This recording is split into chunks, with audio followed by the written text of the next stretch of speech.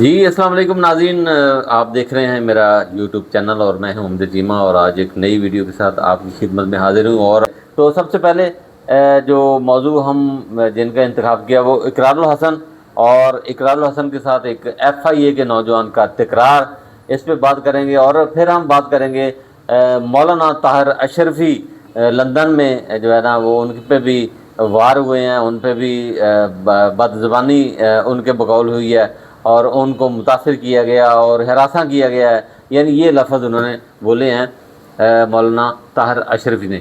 تو پھر ہم بات کریں گے اڈیالہ جیل کی۔ کل منگل ہے، منگل کے دن اڈیالہ جیل جو ہے وہ وہاں باہر رونق ہوتی ہے، ورکرز جمع ہوتے ہیں، عمران خان کی بہنیں جمع ہوتی ہیں، کیونکہ عمران خان کی بہنوں کے ساتھ عمران خان کی ملاقات کا دن ہوتا ہے منگل، اور وہ ملاقات نہیں کرواتے۔ تو شروع کرتے ہیں سب سے پہلے اڈیالہ جیل۔ اڈیالہ جیل کے جو قیدی ہیں، قیدی نمبر 804، ان کی ملاقات کا دن ہے کل منگل کے دن، ان کی بہنوں کے ساتھ علیمہ خان ہوتی ہیں، وہاں پر نورین خان ہوتی ہیں، اور ڈاکٹر عظمیٰ ہوتی ہیں۔ یہ تینوں بہنیں بلا ناگا وہاں پہنچ جاتی ہیں۔ تو چند ایک ورکر ان کے ساتھ ہوتے ہیں جو روٹین میں وہاں جاتے ہیں اڈیالہ جیل کے سامنے، چاہے گرفتاری ہو، چاہے بارش ہو، چاہے دھوپ ہو، چاہے سردی ہو، چاہے گرمی ہو، جو بھی موسم ہو، چاہے وہاں پر اولے پڑ رہے ہوں، تو ہر صورت میں وہ ورکر جو ہے وہ وہاں پر جاتے ہیں۔ نہیں جاتے تو قیادت نہیں جاتی، اور وہ عہدیداران جن کو عہدے دیے گئے ہیں پاکستان تحریک انصاف کی طرف سے، بڑے بڑے عہدے دیے گئے ہیں، اور ان میں سے بہت سارے لوگ M P M N A's بھی ہیں، اور جو عمران خان کے نام پر پیسے بھی لے رہے ہیں، ڈھیروں لاکھوں روپیہ اکٹھا کرتے ہیں ہر مہینے کا، اور عزت بھی عمران خان کی وجہ سے دی ہے، لیکن جاتے نہیں ہیں تو وہ نہیں جاتے۔ اڈیالہ جیل کے سامنے کیا سین ہوتا ہے میں دیکھتا رہتا ہوں، اور کوشش کرتا ہوں وہ سارے سین جو ہیں اور ساری گفتگو جو ہے وہ علیمہ خان کی یا دوسری ان کی عمران خان کی بہنوں کی، تو ساری کی ساری ان پہ ویڈیو بناتے ہیں اور آگے لوگوں تک پہنچانے کی کوشش کرتے ہیں۔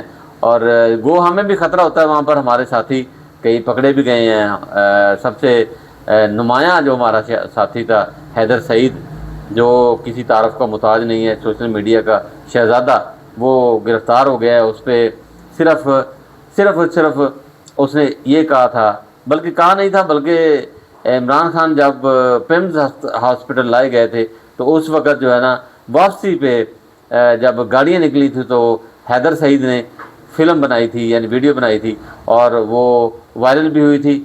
اس بنیاد پر، صرف اس بنیاد پر حیدر سعید کو گرفتار کیا گیا، اور حیدر سعید پہ پیکا ایکٹ کے تحت مقدمے کیے گئے ہیں۔ وہ ہمارے وکلا جو ہے پاکستان تحریک انصاف کے وکلا ونگ بڑی ایکٹیو ہے اس معاملے میں، وہ اس کیس کو لڑ رہی ہے۔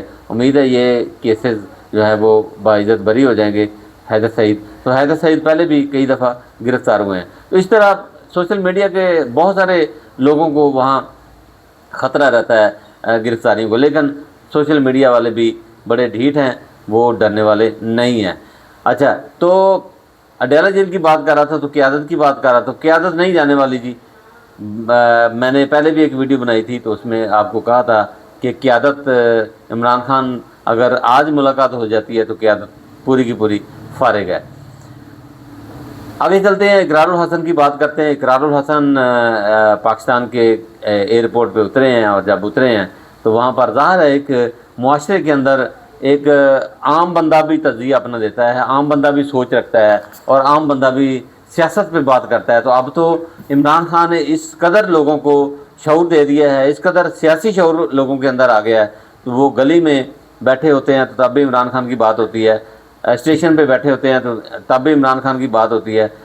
آپ گاؤں میں چلے جائیں، گاؤں والے بھی عمران خان کی بات کرتے ہیں، گاؤں والے بھی سیاست کی بات کرتے ہیں۔ تو اس طرح جو سیاست ہے وہ لوگوں کے ذہنوں میں، لوگوں کے دلوں میں ایک لفظ انگریزی کا پینیٹریٹ ہو چکی ہے، یعنی سرایت کر چکی ہے سیاست پاکستان کی۔ تو یہ اچھی بات بھی ہے، لیکن اگر اس کے اندر بد کلامی آ جائے تو بری بات بھی ہے۔ تو یہاں دو لوگوں کے درمیان یہ بحث ہوئی ہے، لیکن میڈیا پر، سوشل میڈیا پر یہ بھی بحث ہو رہی ہے، کوئی اقرار الحسن کے ساتھ ہے اور کوئی دوسرے ایف آئی اے کے نوجوان اہلکار کے ساتھ ہے۔ اب ساتھ ہونے کی بات کیا ہے، کس طرح ساتھ ہے، یا کیا اس میں کیا سمجھ آ رہی ہے؟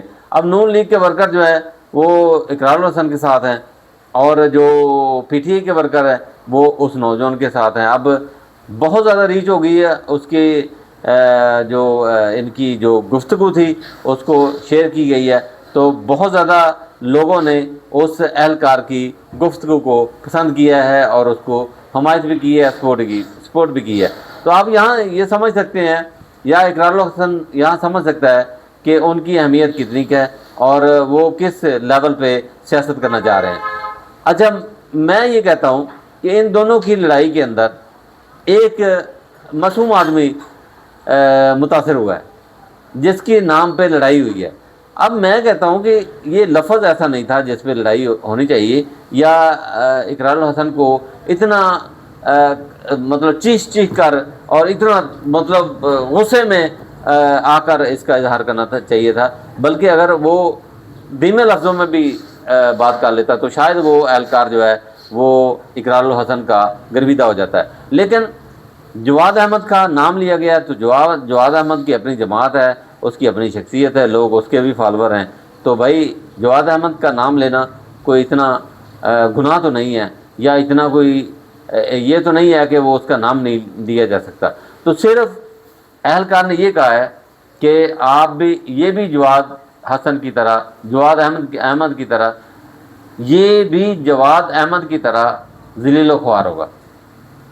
اب دیکھیں یہ لفظ تھا اور یہ بڑھتے کہاں سے کہاں تک چلا گیا۔ تو ناظرین، صبر و تحمل اور بردباری جو ہے یہ بھی ایک بڑا اہم جو نقطہ ہے، بڑا اہم عنصر ہے، اور صبر و تحمل بردباری سے معاشرہ جو ہے وہ پروان چڑھتا ہے۔ تو دوسری بات، اگلی بات میں کرنے والا ہوں کہ مولانا طاہر اشرفی جو کہ ہر حکومت کے ساتھ ہوتے ہیں، یہ تو کوئی جھوٹ والی بات نہیں ہے، نہ کوئی تانا ہے، نہ کوئی یہ کسی کے ساتھ کسی پہ بلیم کی بات ہے کہ آپ ہر حکومت کے ساتھ ہوتے ہیں، تو بالکل درست بات ہے۔ پہلا سوال تو ان نوجوانوں کو یہ تھا۔ اب دوسرا سوال یہ تھا کہ طاہر اشرفی نے جب عمران خان کی حکومت تھی تو اس وقت جو تقریریں کی تھی، کیا وہ تقریریں سچی ہیں یا آج کی تقریریں سچی ہیں؟ یہ اس وقت ان لوگوں کو جو عمران خان پر تانہ زنی کرتے تھے ان کو ابو جہل تک کہہ دیا تھا۔ اب دیکھیں وہ زیادہ سمجھدار ہیں ہم سے، پڑھے لکھے بھی ہیں اور قرآن و حدیث بک کو بھی سمجھتے ہیں، مولوی بھی ہیں۔ تو جب ابو جہل کی کہانی آتی ہے تو یہ آپ لوگ کو سمجھ جانا چاہیے کہ یہ کہانی جو ہے وہ کہاں سے کہاں چلی جاتی ہے۔ تو ان لوگوں کو اس وقت سمجھ نہیں تھی، آج ان کو سمجھ آئی ہے۔ ایئرپورٹ پہ اگر کسی نے سوال پوچھ لیا ہے تو آپ اس کا جواب دو بھائی۔ آپ کو کس نے کہا کہ آپ کو حراست میں لیا گیا یا حراست کیا، آپ کو ہراساں کیا گیا؟ تو ہراساں کس کو کہتے ہیں؟ تو اب لوگ یہ بھی بات کرتے ہیں سوشل میڈیا پہ کہ لوگ تو پاکستان کے اندر ہراساں ہو رہے ہیں، تو وہ آپ کو نظر نہیں آتا؟ پاکستان کے اندر لوگوں کی، عوام کی، عورتوں کی، بہنوں کی، ماؤں کی، بیٹیوں کی، بیویوں کے کپڑے اتارے جاتے ہیں، دوپٹے اتارے جاتے ہیں، چادر اور چار دیواری کا تقدس پامال ہوتا ہے، آپ کی بالکل آنکھوں کے سامنے ہوتا ہے۔ تو آپ کو کیا کبھی آپ نے اس پہ نظر نہیں دوڑائی کہ آپ کو یہ بات نظر نہیں آئی کہ پاکستان کے اندر ووٹ چوری ہو گئے ہیں، پوری جماعت کا جو ہے نا وہ ٹکا پانچا کر دیا گیا، ابھی بھی جاری ہے، ابھی ورکر جو ہے 9 مئی کے اندر بے گناہ جو ہے سزائیں کاٹ رہے ہیں۔ تو کیا آپ، تو بھائی بات سیدھی سی ہے کہ اگر آپ کے اندر صبر تحمل نہیں ہے تو پھر آپ جو صبر تحمل کا درس دیتے ہیں لوگوں کو وہ نہ دیا کریں۔ تو وہ جو تقریر آپ نے عمران خان کے حق میں کی تھی، وہ میرے پوری طرح مجھے یاد ہے کہ جب آپ نے یہ کہا تھا کہ عمران خان نے وہ تقریر جو ہے وہ سائڈ پہ رکھی اور اپنی تقریر جو ہے وہ شروع کر دی، عمران خان نے پوری امت مسلمہ کی نمائندگی کی ہے۔ تو یہ ایسے الفاظ آپ نے بولے تھے۔ جب ہم بولتے ہیں تو آپ لوگ کہتے ہیں کہ آپ جو عمران خان کو جو ہے وہ یہ بنا رہے ہو، عمران خان کو یہ بنا رہے ہو. تو بھائی آپ کی تقریروں کے حوالے سے ہم لوگ آپ کی باتیں ہی کرتے ہیں. تو اسی کے ساتھ اجازت دیں، اگلی ویڈیو کے ساتھ ملتے ہیں انشاءاللہ. اللہ حافظ.